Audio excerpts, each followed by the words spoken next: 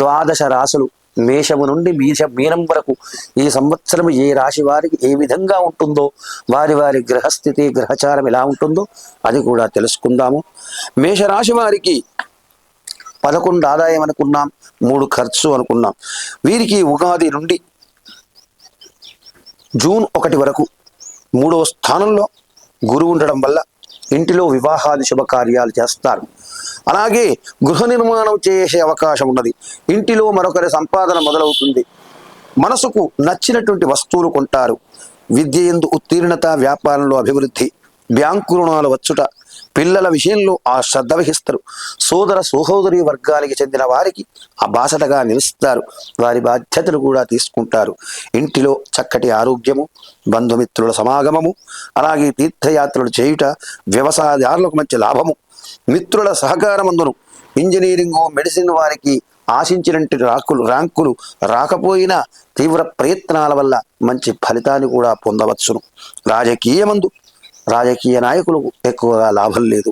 అలాగే మెడిసిన్ వారికి ఆశించిన ర్యాంకులు రాకపోవచ్చు. తీర్థయాత్రలు చేయుట, అన్నదమ్ములతో కూడియుండుట, చక్కటి ఉద్యోగము, అలాగే ప్రభుత్వ పనుల యందు సంప్రదింపులు చేయుట, అనుకున్న సమయంలో కార్యములు కాకపోవుట జరుగును. అంతేకాకుండా ఈ సంవత్సరం మేషరాశి వారికి సంతానహీనుడికి సంతాన ప్రాప్తి కలిగే అవకాశం, ఆస్తుల విషయంలో ఆలస్యం జరిగే అవకాశం, సామరస్యంగా పనులన్నీ నెరవేర్చుకోవాలి. ఏలినాటి శని మధ్యలో ఉన్నారు అంటే 7.5 వీడిని పీడిస్తోంది. 1/6/2026 నుండి 4వ స్థానంలో గురువు అంటే అర్ధాష్టమ శని వల్ల, గురువు వల్ల 7.5 శని వల్ల ఇప్పటి నుండి కష్టాలు ఏర్పడతాయి. అధిక కోపము, నమ్మిన వారి నుండి మోసము, ఇంటిలో కలహము, తన వారు దూరంగా ఉండడం అంటే వివాదాలు రావడం, అలాగే విద్య యొక్క భంగం, ఉద్యోగం చేస్తే భంగం, అనుకున్న పనులు నెరవేరకపోవుట, ఆటంకాలు, సమయానికి సహాయం చేస్తా అన్న వాళ్ళు అందుబాటులో ఉండకపోవడం జరుగుతుంది.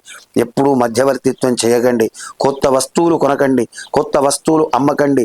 ఎవరికీ మధ్యవర్తిత్వం చేసి డబ్బులు ఇప్పించడం కానీ చేయకండి. భూములు, వ్యాపారంలో పెట్టుబడులు పెట్టే విషయంలో చాలా జాగ్రత్తగా ఉండాలి.